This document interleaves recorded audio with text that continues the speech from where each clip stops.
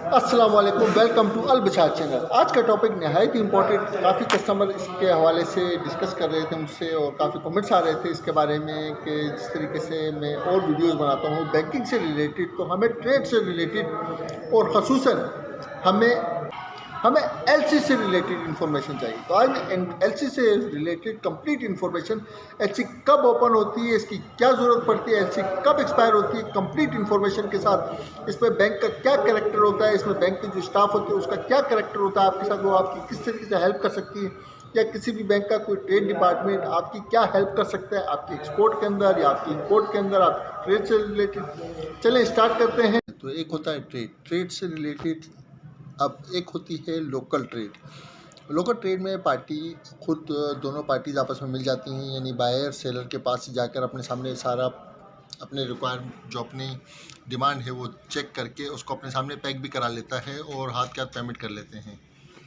लेकिन जब international trade की बात आती है तो दोनों पार्टीज अलग अलग कंट्रीज़ में बैठे हैं। फॉर एग्जांपल, अगर एक्सपोर्टर आपका चाइना में बैठा है और इम्पोर्टर पाकिस्तान में है, तो ये दोनों एक दूसरे का माल, फैक्ट्रीज वगैरह इससे नहीं चेक कर पाते। तो यहाँ पर आता है ट्रस्ट का प्रॉब्लम कि किस तरीके से ट्रस्ट करें। तो क्या अगर ये पेमेंट कर दे तो क्या माल रिसीव हो जाएगा, और अगर वो माल सेंड कर दे तो क्या पेमेंट रिसीव हो जाएगी। ये जो ट्रस्ट का इशू है, यही इशू फुल करने के लिए बैंक ने एलसी लॉन्च की।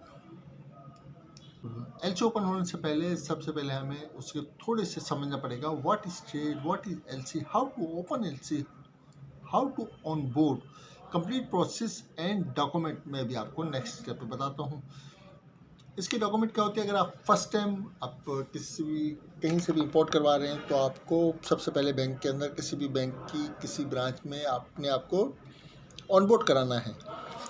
ऑनबोर्ड कराने की request, company NTN number and other detail आपको जमा करानी है, counter parties detail, local and international, other bank detail, ये तमाम फॉर्मेट आपको बैंक ही प्रोवाइड करेगा। इसको अपने लेटर हेड पे प्रिंट करके जमा कराना है।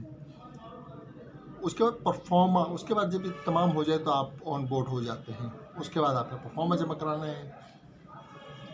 परफॉर्मा, ये है परफॉर्मा। सबसे पहले इंपोर्टर एंड एक्सपोर्टर आपस में डील करते हैं कि जो उसके पास प्रोडक्ट है वो आपकी डिमांड है। अगर एग्री हो जाते हैं तो इसका मतलब इस सेल को ट्रैक हो गया। इसी को कहते हैं परफॉर्मा इनवॉइस। जब ये हो गया तो अब ये इंपोर्टर बैंक में जाएगा, बैंक में जाएगा और ये इस पर स्टेप भी लिखे हुए हैं मैंने। First step sale contract, second step application. ये बैंक में जाके जिसने यहाँ पर इस कस्टमर ने यानी इंपोर्टर ने अपने आप को ऑनबोर्ड करा दिया। अब ये इस सेल एग्रीमेंट को बैंक में जमा कराएगा और एक एप्लीकेशन देगा कि मेरी एलसी ओपन की जाए। यहाँ पर ये एलसी ओपन होगी। ये इशूइंग बैंक है।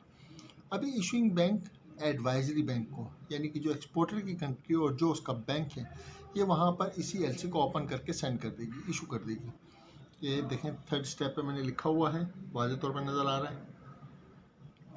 अब एडवाइजरी बैंक अपने जो एक्सपोर्टर है उससे एलसी दे देगी कि आप ये माल शिपमेंट करने और तैयार माल कर दें। अब ये जो प्रोसेस हुआ, इससे इस कस्टमर की इस बैंक ने गारंटी ली कि आप माल इशू करवाएं, पेमेंट मैं दूंगा। इस बैंक ने ये गारंटी ली जिसकी बिना पर ये आगे प्रोसेस हो रहा। अब ये एक्सपोर्टर माल सेंड कर देगा। एक्सपोर्टर ने माल शिपमेंट कर दिया, ये एक लाइन बढ़ गई, शिपमेंट लाइन नंबर 5, माल शिपमेंट हो गया, एक्सपोर्टर की तरफ रवाना हो गया। और ये एक्सपोर्टर शिपमेंट की जो डॉक्यूमेंट है वो बैंक में जमा करा देगा कि मेरे डॉक्यूमेंट हैं, ये आप रिसीव कर लें। बैंक से ये डॉक्यूमेंट, यानी ये जो एडवाइजरी बैंक है, ये अब इशूइंग बैंक को वो डॉक्यूमेंट सेंड कर देगा। ये एक लाइन का और इजाफा हो गया, प्रेजेंट टू। जब इस बैंक के पास ये डॉक्यूमेंट आ जाएंगे कि वहाँ से माल रिलीज हो चुका, अब ये यहाँ पर डॉक्यूमेंट को इंपोर्टर के हवाले कर देगी। ये लाइन बढ़ गई और यहाँ से यहाँ पर डॉक्यूमेंट, यहाँ पर एक बैंक को एक पेमेंट इशू कर दी जाएगी और मतलब एक पेमेंट यहाँ से रिलीज़ हो जाएगी। एक एडवाइस करेगा कि पेमेंट कस्टमर को रिलीज़ कर दें। यहाँ पर माल ये जो अपनी प्रोडक्ट है ये यहाँ से ये प्रोडक्ट को रिसीव करेंगे और वहाँ से पेमेंट रिसीव हो जाएगी। तो ये एलसी का टोटल प्रोसेस था। अब वो चाहे बाय एयर हो, बाय रोड हो, बाय शिप हो, किसी भी तरीके से हो, एलसी का जो प्रोसेस है वो तीनों पे अप्लाई हो सकता है। अगर फॉर एग्जांपल फूड आइटम है तो वो बाय एयर होगा। अगर अफ़गानिस्तान और पाकिस्तान के दरमियान कोई ट्रेड है तो वो ट्रक के ज़रिए होगी, बाय रोड होगी। लेकिन अगर दुबई से है तो वो शिप के ज़रिए होगी। तो ये आपने तमाम देख ली। तो ये थी कंप्लीट इन्फॉर्मेशन अबाउट ट्रेड के, जो आपने डिटेल तमाम देख ली।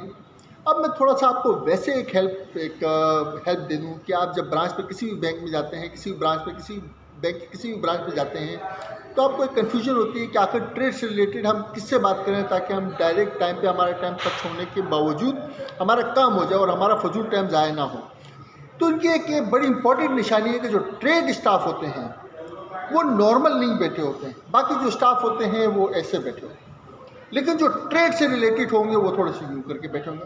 अब शायद वो काम की वजह से या किसकी वजह से, लेकिन ये थोड़े से ऐसे एक चौड़ापन उनके अंदर आ जाता है। शायद उनकी एक इन्फॉर्मेशन, क्योंकि ट्रेड का जो वर्ड है एक्चुअली ये निकला ट्रक से, तो ट्रक और ट्रेड, अब ये असर है क्या है, मगर ये बैठे थोड़े यूँ होते हैं। आप बात सारी पहचान सकते हैं और ये थोड़े से चौड़े में बैठे होते हैं।